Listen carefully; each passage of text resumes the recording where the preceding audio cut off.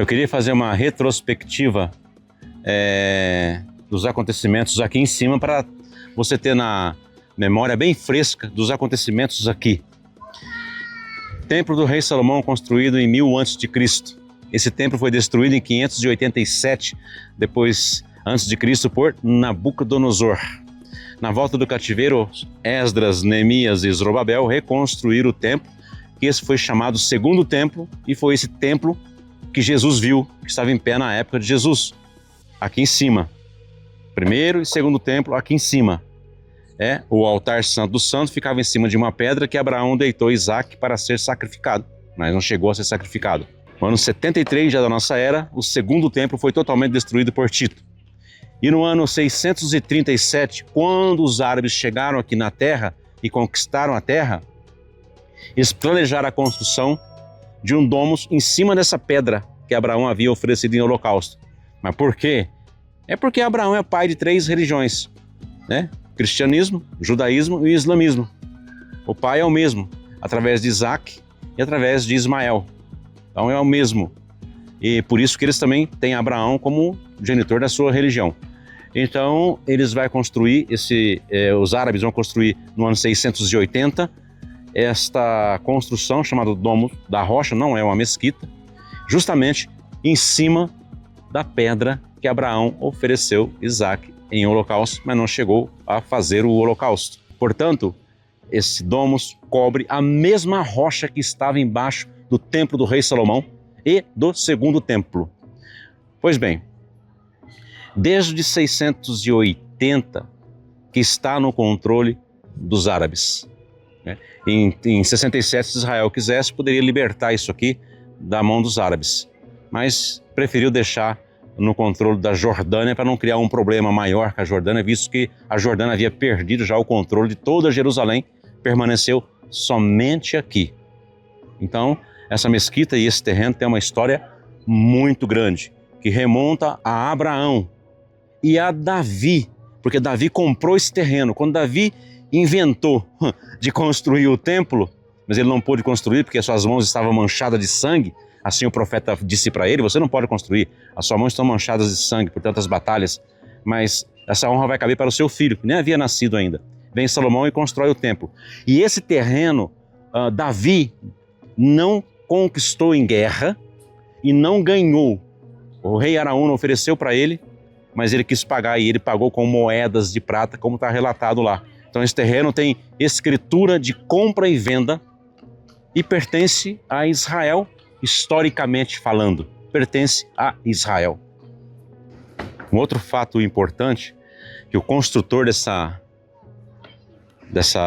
domus, dessa construção, é o Abdel el-Malik, da dinastia dos Omíadas.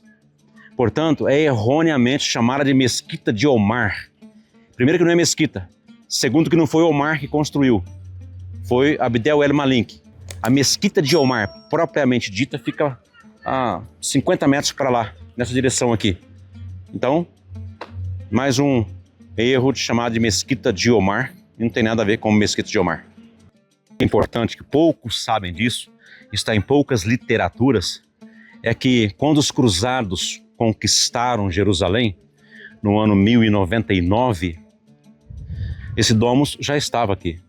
Mas os cruzados transformaram esse domus numa igreja cristã, chamada Igreja de Santa Maria.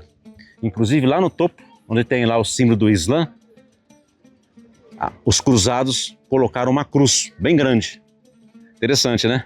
Isso aqui já foi uma igreja cristã pelos cruzados. Depois que os cruzados perderam e saíram da Terra Santa, ela voltou a ser novamente, ter lá o símbolo do Islã e ao controle dos árabes novamente. Lá dentro a gente não pode entrar, é aberto somente para muçulmanos desde 2001, quando Ariel Sharon subiu aqui em cima na esplanada. Ele, como judeu, não era bem-vindo aqui, mas ele foi teimoso e subiu, desencadeou uma revolta, uma antifada, né, que durou aí algum tempo, essa antifada, e desde então os árabes proibiram a entrada de não muçulmanos dentro dela. Eu já cheguei até 2001, eu já entrei aí dentro uma vez, antes de 2001. Tem uma pedra, né? Bem no centro da cúpula tem uma pedra, que é a pedra que estava no altar santo do santo, é a pedra onde Abraão deitou Isaac para ser sacrificado. Aqui, ó, essa construção menor, o domus aqui, essa construção, é uma réplica dela. Ela foi feita desse tamanho para ver se eles conseguiam fazer realmente nas proporções, uma proporção menor, se daria certo a construção. Então eles fizeram, depois que ficou pronta, que deu certo, aí eles fizeram a maior baseada na menor. Está aqui até hoje a maquete que eles fizeram para tomar por base para construir a maior, isso em 680 da nossa era. Curioso, né? Pode caminhar à vontade aqui, mas não pode entrar dentro, né? A gente entra por um lugar e saímos por outro lugar, e a saída vai ser próximo ao tanque de Betesda. E aqui em cima, nessa direção aqui, está o Monte das Oliveiras. Monte das Oliveiras.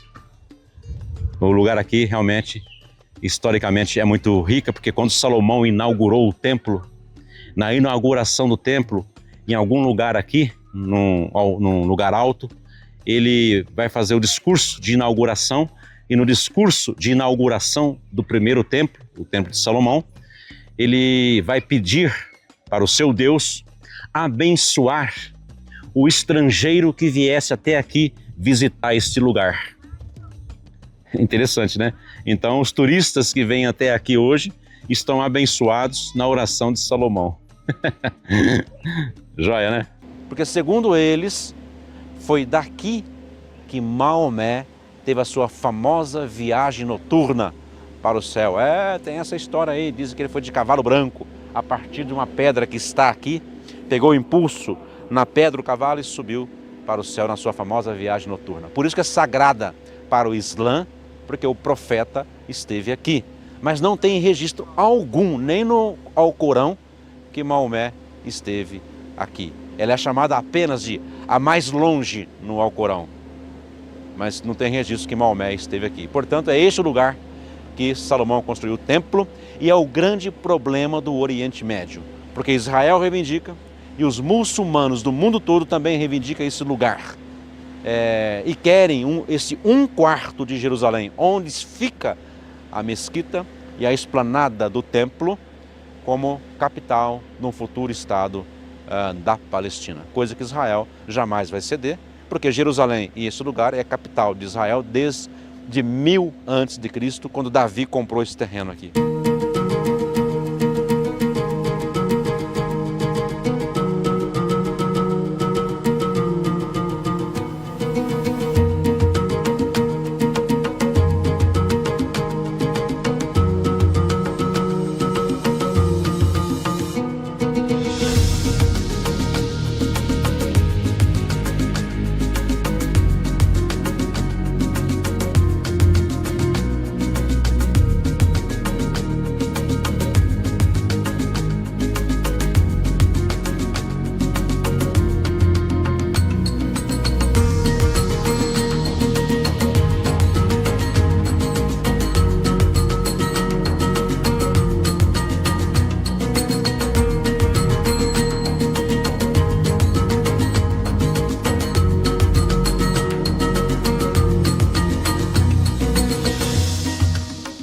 Vale lembrar também que a Arca da Aliança que Moisés construiu no Monte Sinai, que eles carregaram por 40 anos pelo deserto, até entrar na Terra Santa, o último lugar dela de repouso na Terra Santa foi aqui, no Monte Moriá, na inauguração do templo, quando Salomão a colocou no altar santo do santo, onde somente o sumo sacerdote entrava uma vez por ano.